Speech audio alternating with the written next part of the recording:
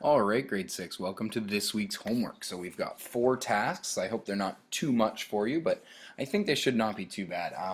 I spent a lot of time thinking about this week's, and I think they're a lot of fun. So I'm hoping you're enjoying this homework too at home, and you're really getting a chance to think about some of the concepts we're learning in school. So first one, again, is heading over to the class blog. And so to get to the class blog, you just go to mrsteltman.com.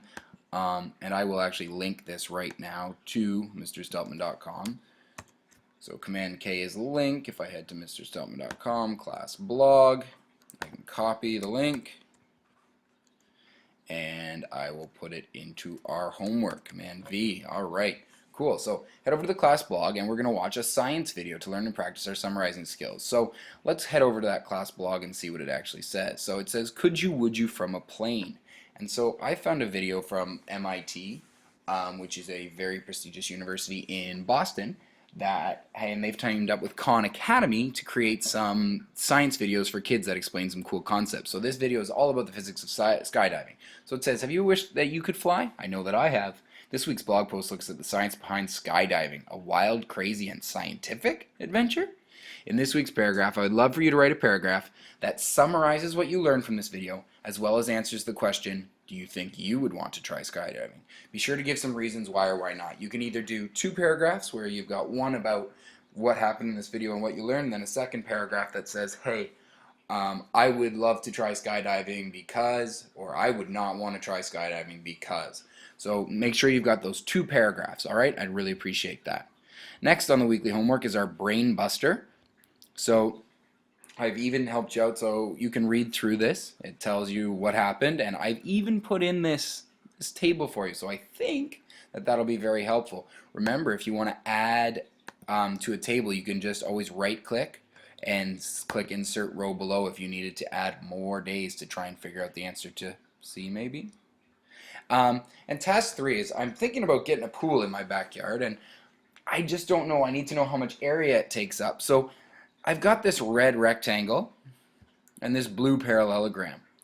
And using the formulas we've learned in class, which figure takes up more area? Because I'd like a pool that takes up less area, I think. I can't give up my whole backyard. So how can you prove it? So think about what we've used in class. And then in huge letters I've write, remember to convert units first. So if I look down here, 1 centimeter equals 3 meters. So make sure you're doing your conversions first, and then tell me which one takes up more area. And then part 2 just asks, which one of these has a larger perimeter? So which one's going to take a bigger fence for me? So which one's going to be longer to go around? So think about what you need to know, how you're going to do this, and I'm excited to see your work. If you need to insert a drawing to do your answer, that's fine. Or you can just probably do your work right underneath here where it says work zone for task 3. You can just press enter and type in and do whatever you need to do.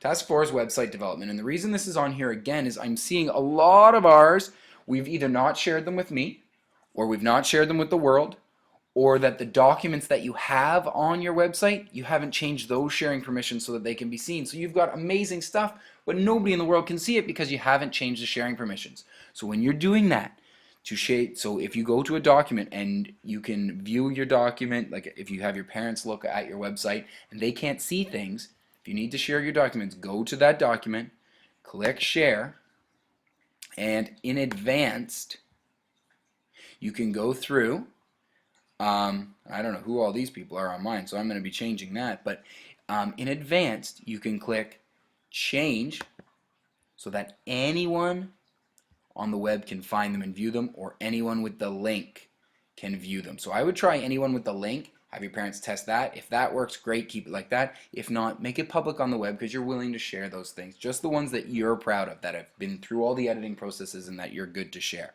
Okay?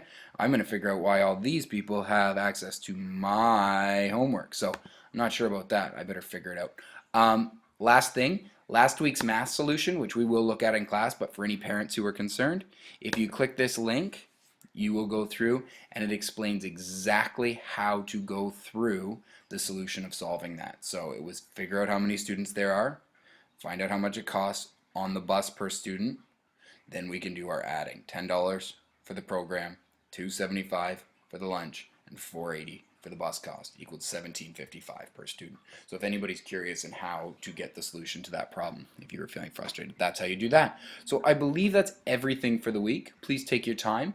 And yeah, I can't wait to see you in school tomorrow. All right, bye-bye.